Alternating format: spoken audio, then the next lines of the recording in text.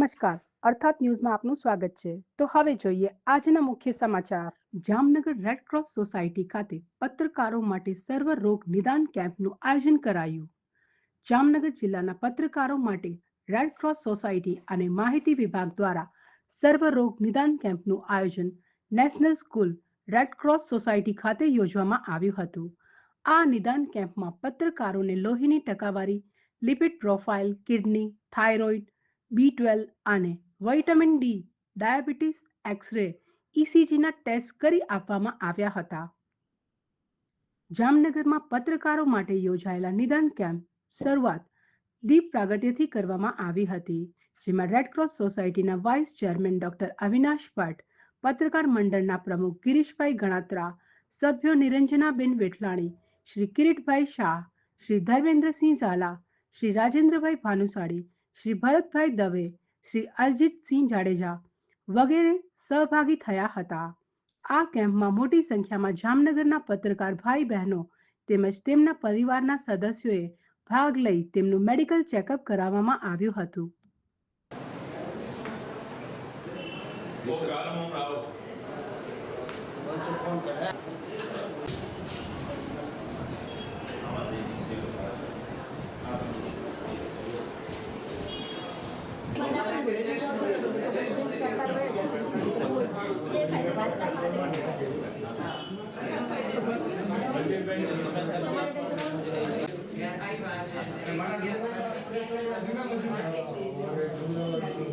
પ્રમુખ જામનગર પત્રકાર મંડળ. રાજ્યના મુખ્યમંત્રીશ્રીની સૂચનાથી રેડ ક્રોસના ઉપક્રમે રાજ્યભરમાં પત્રકારોના સ્વાસ્થ્ય ચેકઅપ માટેના કેમ્પ આયોજન કરવાનું નક્કી થયેલું છે. જેના અનુસંધાને આજે જામનગર ખાતે ઇન્ડિયન રેડ ક્રોસ સોસાયટીના સ્થાનિક ચેપ્ટર દ્વારા પત્રકારોના સ્વાસ્થ્યનું ચેકઅપનો આ કેમ્પ આયોજિત કરવામાં આવ્યો છે. આ કેમ્પમાં પત્રકારો, ઇલેક્ટ્રોનિક્સ મીડિયા અને પ્રિન્ટ મીડિયા તમામ માટે તેમના સ્વાસ્થ્યને જરૂરી મેડિકલ ચેકઅપ અહીંયા થઈ રહ્યા છે અને પત્રકારો તેમનો લાભ રહ્યા છે. ધન્યવાદ. Doctor Avinash Bhatt, vice chairman Jamnagar red ક્રોસના. અમારો આ પ્રોજેક્ટ મુખ્યમંત્રી શ્રીએ અમદાવાદ રેડ ક્રોસથી પત્રકારો માટે માહિતી ખાતાને સાથે રાખી તમામ પત્રકારોનું હેલ્થ ચેકઅપનો પ્રોગ્રામ આયોજન કરેલ. આજરોજ અમારા જામનગરનું એના ભાગરૂપે આયોજન થયેલ છે. એમાં દરેક પત્રકારો, મીડિયાકર્મીઓ જે હાજરી આપી છે અને આપે છે. અત્યારે હજી અમારો કેમ્પ 12 વાગ્યા સુધી ચાલુ છે. તો દરેક લોકોનો હું આભાર માનું છું. માહિતી નિયામક કચેરી પણ આમાં અત્યારે ભારપૂર્વક ધ્યાનપૂર્વક આ કરી સહકાર પૂરો રહ્યો છે ને રેડ ક્રોસે બધી વ્યવસ્થાઓ કરી છે. ધન્યવાદ. જામનગરમાં એન્યુઅલ સર્વે ઓફ ઇન્ડસ્ટ્રી દ્વારા ડેપ્યુટી ડાયરેક્ટર જનરલ ડોક્ટર નિયતિ જોશીની અધ્યક્ષતામાં ASI રિટર્ન અંગે કોન્ફરન્સનું આયોજન કરવામાં આવ્યું હતું. જામનગરમાં ઉદ્યોગનગર વિસ્તારમાં આવેલા ઉદ્યોગનગર એસોસિએશન હોલ ખાતે યોજાયેલા સેમિનારમાં ડોક્ટર નિયતિ જોશીએ એન્યુઅલ સર્વે ઓફ ઇન્ડસ્ટ્રીમાં રિટર્ન અંગે માહિતી પૂરી પાડી હતી અને તે કેવી રીતે ભરી શકાય તે અંગે માહિતી આપી હતી. ASI રિટર્ન પરથી ઉદ્યોગોના ઉત્પાદન, રોજગારી, મિલકત અને આર્થિક સ્થિતિ અંગેના ડેટા મેળવી શકાય છે. ASI રિટર્ન અંતર્ગત મેળવેલા ડેટા જાહેર કરવામાં આવતો નથી. ASI રિટર્ન પરથી સ્થાનિક ઉદ્યોગોમાં નિકાસમાં કેટલું યોગદાન છે તે પણ જાણી શકાય છે. જામનગરમાં યોજાયેલા આ સેમિનારમાં જામનગર ફેક્ટરી ઓનર્સ એસોસિએશનના પ્રમુખ લાખાભાઈ કેશવાલા, જામનગર ઉદ્યોગનગર એસોસિએશનના પ્રમુખ દિનેશભાઈ સહિત મોટી સંખ્યામાં ઉદ્યોગકારો આ કોન્ફરન્સમાં જોડાયા હતા.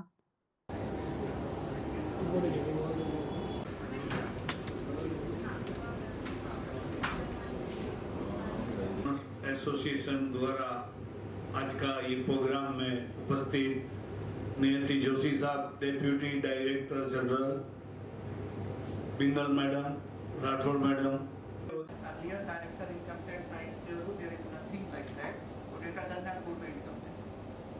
Your personal income data which you declare you don't declare, जाएगा, जीएसटी में जाएगा, वो डर रखने की जरूरत नहीं है।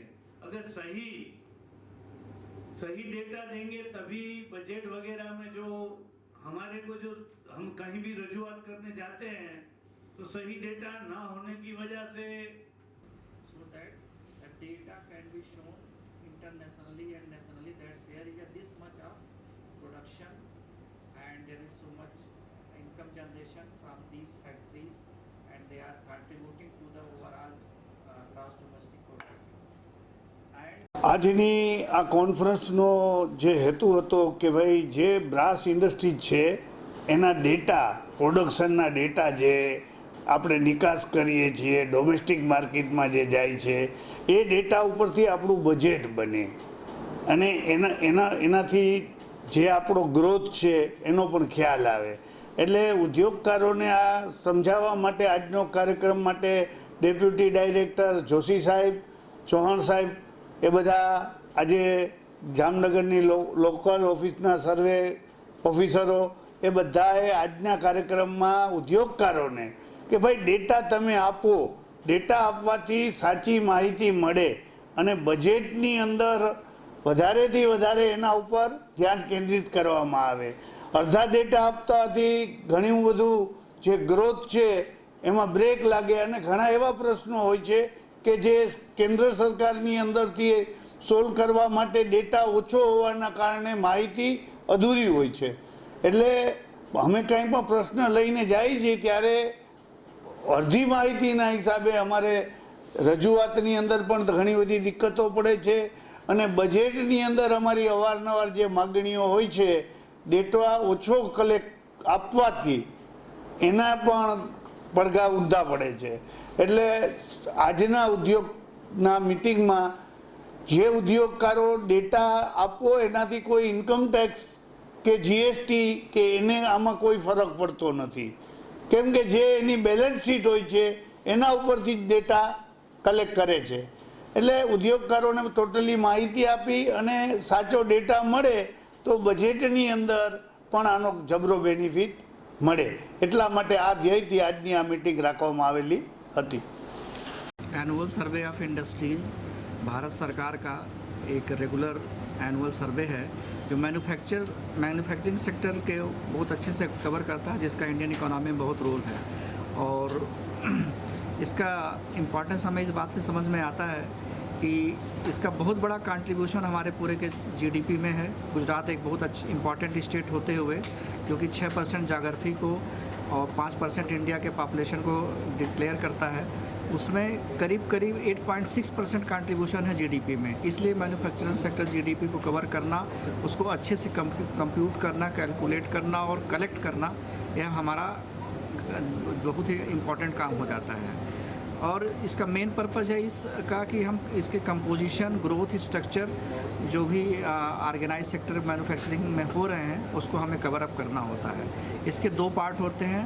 एक होता है पार्ट 1 जिसमें हम फैक्ट्री के बारे में जानते हैं, दूसरा पार्ट 2 जिसमें फैक्ट्री में लगे हुए मैन पावर रिसोर्सेज के बारे में जानना चाहते हैं और ये हम इंफॉर्मेशन कलेक्ट करते हैं और यह रेगुलर ही है. और इस डेटा का खाली इतना ही उपयोग नहीं है, इंडेक्स ऑफ इंडस्ट्रियल प्रोडक्शन में भी इसका यूज़ किया जाता है बेटिंग डायग्राम बनाने में और WPI जिससे के हेल्प पे हम बेस रिवीजन भी करते हैं बार बार और जैसा ज़रूरत होती है उसमें भी हम हेल्प लेते हैं. इसलिए एनुअल सर्वे ऑफ इंडस्ट्रीज़ का डेटा हमें कवर करना और कलेक्ट करना बहुत ही इम्पॉर्टेंट हो जाता है.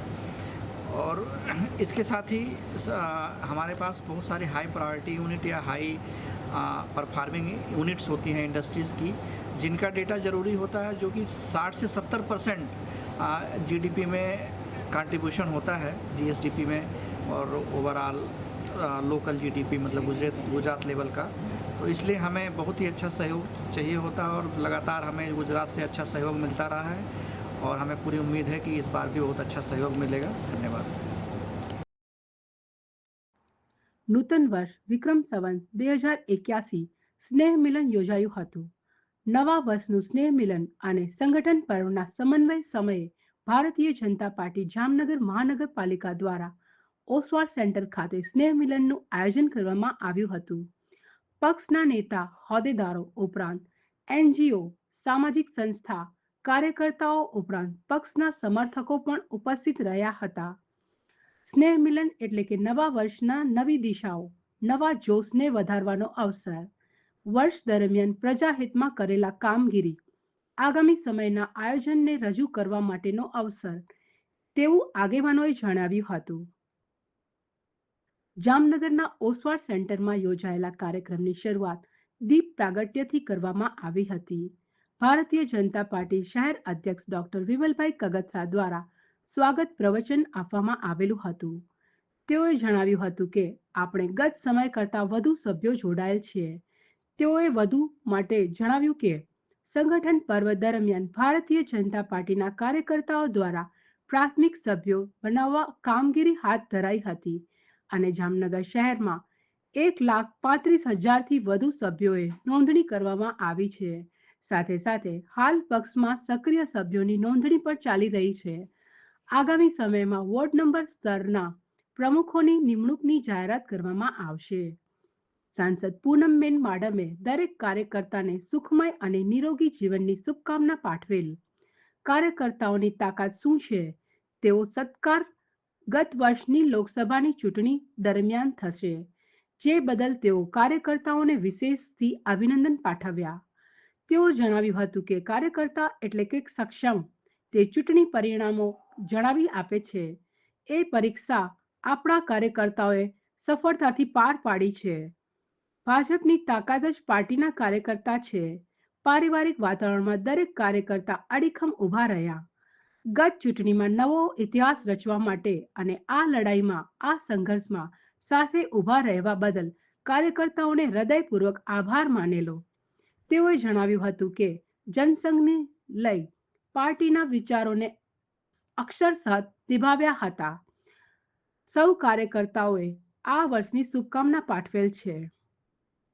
આ કાર્યક્રમમાં શહેર અધ્યક્ષ ડોક્ટર વિમલભાઈ કગથરા, સાંસદ પૂનમબેન માડમ, મહામંત્રી પ્રકાશભાઈ બાંભણિયા, વિજયસિંહ જેઠવા, મેરમણભાઈ ભાટુ, ધારાસભ્ય દિવેશભાઈ અકબરી, રીવાબા જાડેજા, મેઘજીભાઈ ચાવડા, જિલ્લા અધ્યક્ષ રમેશભાઈ મુંગરા, પ્રભારી Pallaviben Thakar, mayor Vinodbhai Khimsuriya, deputy mayor Krishnaben Sodha, દંડક કેતન નાખવા, સ્ટેન્ડિંગ કમિટી ચેરમેન નિલેશભાઈ કગથરા સહિત કાર્યકર્તા મોરચાના અધ્યક્ષ તથા કાર્યકર્તાઓ, પક્ષના કાર્યકર્તાઓ, વોર્ડ પ્રમુખો, પ્રભારીઓ, મહિલા મોરચા, પક્ષી પંચ મોરચા, યુવા મોરચા, અનુ મોરચા, કિસાન મોરચા, વોર્ડ સહિત પદાધિકારીઓ તેમજ પ્રમુખો સહિત વિશાળ સંખ્યામાં કાર્યકર્તાઓ, એનજીઓના, સામાજિક સંસ્થાના સમર્થકો, કાર્યક્રમ સફળતાપૂર્વક સંચાલન